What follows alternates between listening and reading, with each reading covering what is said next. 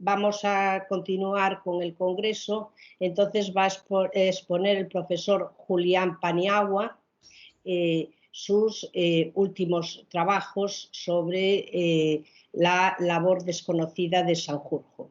Dejamos a Julián con nosotros. Hasta luego. Muchas gracias y buenos días a todos. Vamos a ver, yo voy a hablar en realidad de un método de investigación sociológica y voy a comenzar por el final. Fijaos, hace unos años, cuando funcionaban en España, bueno, en Madrid, las librerías de viejo, creo que todavía queda alguna, y encontré este documento, a ver si lo puedo poner ahí. Ahí está. Es un vademecum que dice que se terminó de editar el 15 de junio de 1949. Este es un documento muy pequeñito, fijaos, el tamaño, explica muy ordenadamente y muy bien sintetizada la información de la región de Yebala y de todas las kabilas de Yebala. El índice, bueno, pues habla del clima, del número de población, de la pesca, el cuadro de intervenciones, los núcleos urbanos, la religión, santuarios, escuelas coránicas, habla de la enseñanza, de la sanidad, los círculos médicos, los puestos sanitarios, la beneficencia, agricultura y ganadería, e incluso tiene algunas curiosidades, como por ejemplo el número de árboles y el tipo de árboles que tienen, ¿no?, en las diferentes kabilas de la región de Yebala. Número de limoneros, número de albaricoqueros, cosas así. Todo una guía de recursos y con fotografías, con algunas estadísticas, realmente muy bien. Pero claro, ¿qué ocurrió en el protectorado español y por parte de las autoridades civiles y militares para llegar a este documento tan bien hecho? Hasta que se llegó aquí se tardó bastante. Hay que decir que al principio del protectorado siempre se quiso organizar la información, de toda la información. Y quien lo organizó fue los interventores de cada kabila, que fueron realmente la pieza clave de la organización administrativa del protectorado. Yo he encontrado documentos de las memorias de las kabilas de 1915, de 1918, y realmente son documentos malos. Malos, es decir, porque cada uno pues escribía prácticamente como podía, como sabía. No había una sistematización de la información. Esto pues lo cuenta muy bien Villanova en su libro sobre los interventores. Pero ocurrían más cosas. Es decir, las autoridades españolas sabían que, por ejemplo, antes de la Guerra del Rif, en Tánger, estaban ocurriendo cosas que no eran del todo lícitas, independientemente de que Tánger fuera una ciudad internacional. Se estaba gestando la rebelión. Y esto lo sabían. Entonces, se trataba de tener algún tipo de oficina de información, algún tipo de agentes que recabaran información sociológica, no solamente militar, sino sociológica. Entonces, en 1919 se crea la Oficina de Información de Tánger, la primera. Hasta ese momento había pocas oficinas de información, salvo la de la Comandancia de Melilla, la Comandancia de Larache, la Comandancia de Ceuta. Pero digamos que oficina de información propiamente dicha no existía. Luego ya hubo más. La primera fue la de Tánger, pero fue un auténtico fracaso. De hecho, tras las batallas de Anual y Monte Arruit de julio de 1921, lo que se demostró, pues claro, que los servicios de información habían fallado. Independientemente de los problemas que tuvieran entre Berenguer y el general Fernández Silvestre. Entonces, claro, aquí había que hacer algo. En 1924 fue cuando Primo de Rivera ya pues, decidió crear un servicio de información o algunos servicios de información que fueran muchísimo más eficaces y que abarcara no solamente información militar, esto es muy importante. Hay que diferenciar la información militar de la información sociológica de toda la sociedad marroquí. Bien, pues entonces en octubre de 1924 Primo de Rivera tomó las cartas sobre el asunto y creó los servicios especiales reservados y los dirigió su amigo Ricardo Ruiz Orsatti, que era hermano del arabista, creo que Mejildo o algo, no, Reginaldo Ruiz Orsatti, que era traductor. Y contactó también con Angelo Girelli, que era un arabista italiano que había trabajado con Fernández Silvestre. Mi amiga Rocío Velasco, una vez que coincidimos en el Haga, yo le hablé de Angelo Girelli y ella decía, pero si ese es un filólogo, un arabista, que todavía se le estudia. Digo, no, perdona, este señor era un espía. Entonces se quedó pues, muy sorprendida.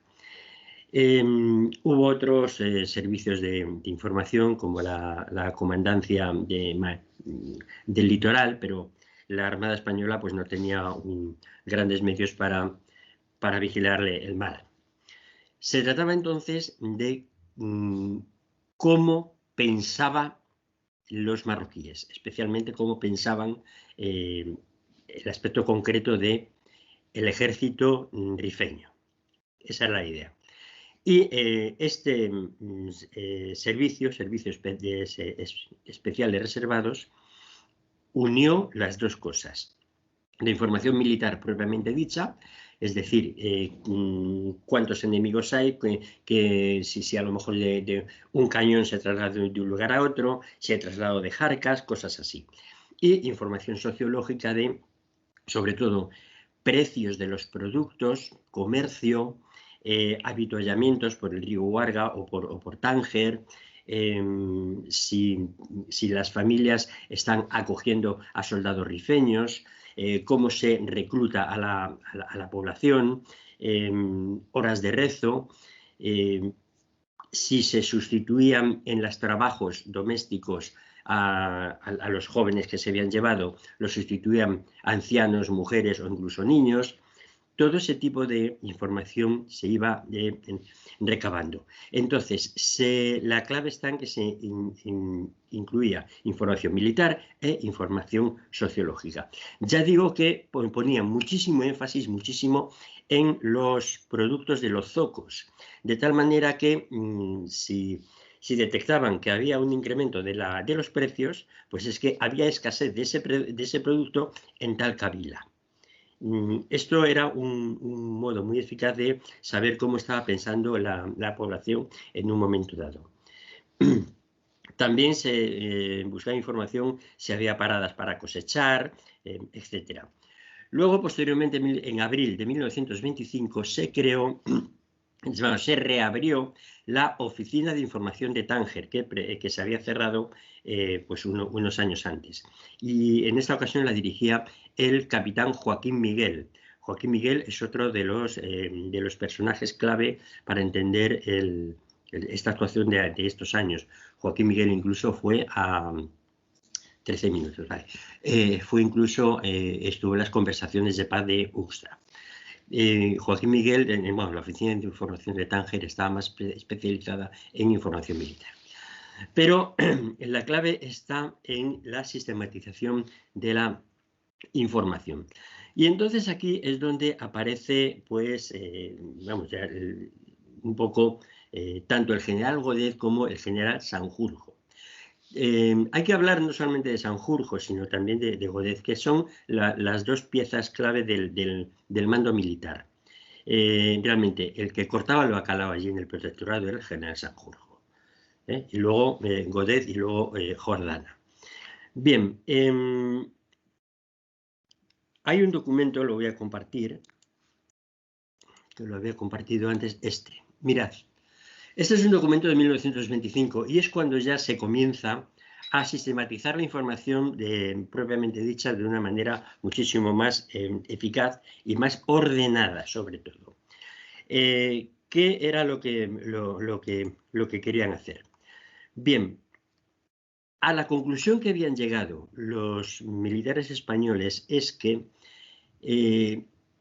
por las armas se podía vencer a Abdelkrim, pero Abdelkrim había vencido en la parte política del conflicto. Es decir, trabajó la propaganda en los zocos, en las mezquitas, y sobre todo tomó la idea de, Abdelkrim sabía perfectamente que la población se iba a unir al más poderoso. Entonces, el hecho de la batalla de Anual, la derrota de Anual y la retirada de Sawen en noviembre del 24 fueron dos elementos en los que Abdelkrim fue cuando adquirió mayor poder y más adeptos. Es decir, la población iba a favorecer al más poderoso. En este caso era Abdelkrim. Sabía perfectamente también que Abdelkrim no se podía enfrentar por las armas directamente, por lo tanto utilizó las emboscadas, atacando la línea de suministros. Y bueno, pues esto eran conscientes los militares españoles y había que hacer algo. Directamente no podían atacar, especialmente porque no podían atacar a la población civil, independientemente de que se las atacó especialmente con los gases. Se utilizaron gases, no tanto como dice la propaganda, pero se utilizaron. Y bueno, pues eso afectaba a todo, al terreno, a los animales, a mujeres, niños, a todo el mundo. Lo que pasa es que, bueno, eran conscientes de que había que atacar la mentalidad de la población. Cito una parte literal de este documento que os pongo.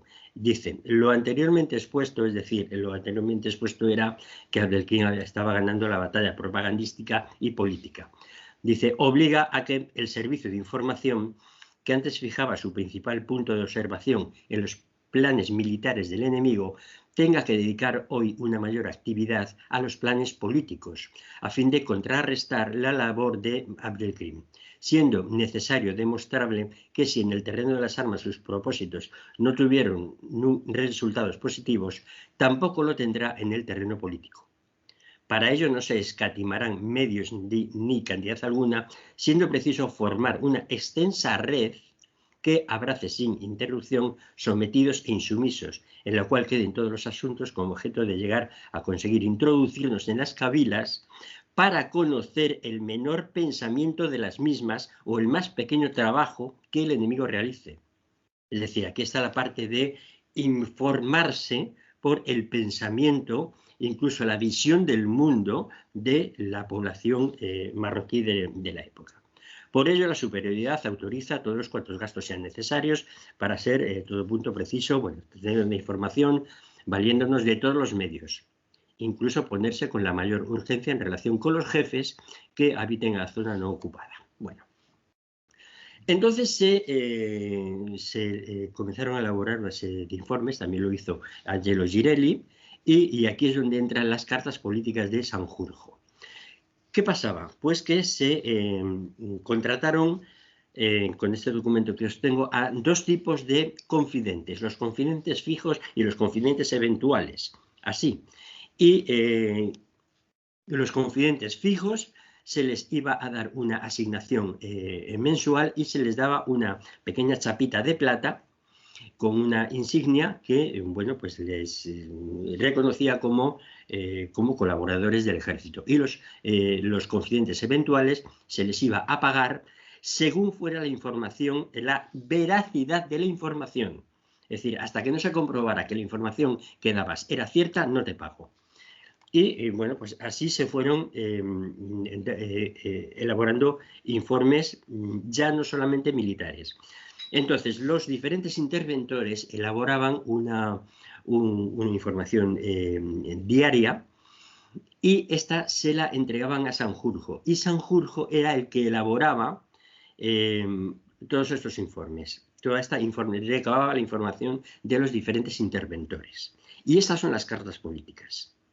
En realidad estamos hablando de toda una investigación, podríamos llamarle etnográfica, porque recababa información de todo tipo. Y efectivamente en los informes está. Os voy a ver si puedo compartir otro documento para que lo podáis ver. A ver. Aquí está. Bueno, esta es una carta directamente escrita por Sanjurjo. Lo que pasa es que no era el único. A ver, Sanjurjo recababa toda la información y ya digo que no solamente militar, hay también información religiosa, de ritos religiosos, de organización de las familias, organización de la vida doméstica, organización del pueblo, pues cómo se organizaba para una fiesta, cómo se ayudaban unos a otros en el cuidado de animales, etc. Todo eso está en las cartas políticas de Sanjurjo. Luego se organizó la información de los interventores de esta manera por los diferentes ítems de cada uno de la información que iban dando. Decía que había que estructurar la información en lo que se llamaba las hojas diarias de información. Y esto es lo relevante, lo más importante. De tal manera que luego, al terminar la guerra, y especialmente desde 1930 hasta 1935, la mayoría de las kabilas y de los interventores organizaron estas hojas diarias de información, en el cual diariamente en una o dos hojas se redactaba qué había ocurrido ese día en esa zona. Y están en las cajas así. Si, por ejemplo, cogemos, yo qué sé, abril de 1932. Bueno, pues tenemos los 30 días de abril que había pasado en Beni-Urriaguel, por ejemplo. Así, desde el 30 al 35. Ordenadito todo. Y luego se realizaba la memoria de las kabilas, que paulatinamente ese documento fue cada vez mejor organizado e incluso mejor redactado. Si tú comparas las memorias de las kabilas de 1915 con las que después, en los años 30, que ya pues había una paz en todo el territorio, y sobre todo ya después de la Guerra Civil Española, ves que los redactores, los autores de esos documentos habían mejorado muchísimo todo, tanto la sistematización de la información como la redacción misma. Es decir, eran muchísimo más precisos. Ojo, en todos los documentos eran muy cuidadosos los militares que redactaban esto en cuidar adjetivos y verbos. Es decir, había algún elemento que sí, que efectivamente pues, se dejaba traslucir la ideología, pero en una lista general, de una lectura general de estos textos, se ve hasta casi una asepsia valorativa. Es decir, no había una intención moral en la redacción, o, bueno, trataban de evitarla, sino más bien una objetividad en lo que observaban. Pero también llamaban las cosas por su nombre, ahí no había eufemismos. Es decir, si encontraban a alguien, por ejemplo, que era un ladrón, le llamaban ladrón, pura y simplemente. Y a alguien que era cojo le llamaban cojo. No utilizaban eufemismos como ahora, no. Ahí era todo de una manera directa y clara. se entiende perfectamente todos los textos. Ya digo, la clave estaba en esas hojas diarias de información y en este documento, pues esto lo organizaron tanto Sanjurjo como Godet. Se extendió, evidentemente, toda esta forma de hacerlo y, bueno, ya pues se trataría de estudiar estas cajas, que son unas entre 37 y 10 cajas, y con los documentos así, pues más o menos, con toda esa información absolutamente diaria. Entonces podemos encontrar los productos en los zocos, el transporte de las mercancías, precios, los productos más demandados, los productos menos demandados, asuntos también de pequeños asuntos de tecnología o de a los artesanos. Por ejemplo, también encontramos ese tipo de información. Por supuesto, los rezos, la religión, las escuelas coránicas, necesidades sanitarias.